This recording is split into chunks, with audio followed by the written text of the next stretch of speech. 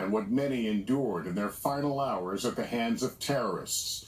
Tonight, President Biden calling the accounts appalling. The Israeli military, meantime, says it has killed several Hamas leaders as it steps up its ground war in the south. But that is also leaving Palestinian civilians with fewer and fewer places to shelter.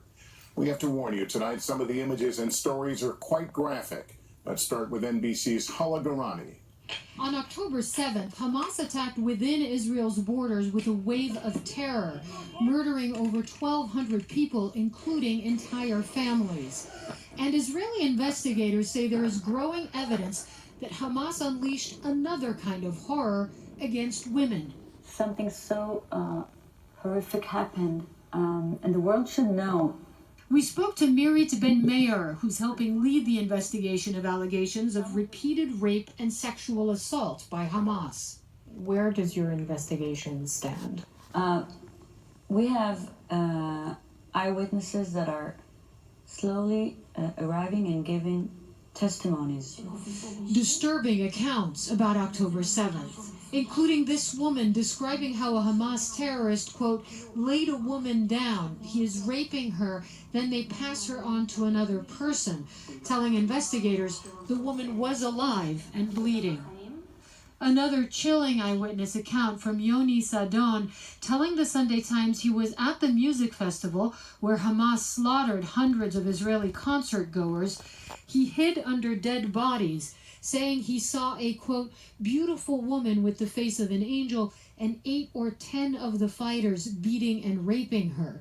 When they finished, they were laughing, and the last one shot her in the head, he said. Hamas has denied committing sexual crimes against women. Israeli officials say the investigation is challenging because most victims were killed. But among the evidence seen by NBC News, graphic photos of women's bodies with obvious signs of sexual assault, including some naked from the waist down. Some of the terrorists that are interrogated, they're saying that this was happening and this was done. First responders describing naked female bodies tied to beds. NBC News also reviewing this Hamas document that Israeli officials say was carried by Hamas militants on October 7th with instructions on how to say, take off your pants in Hebrew. The UN facing backlash for its response, some deemed too slow, including this protest Monday. Critics blasting the Secretary General for taking 7 weeks to publicly call for an investigation of Hamas and sexual violence.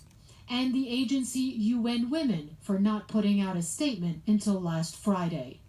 Tonight, the agency telling us in part, within days of the horrific attacks, UN Women began offering concrete support to the UN Commission of Inquiry, which is investigating these matters.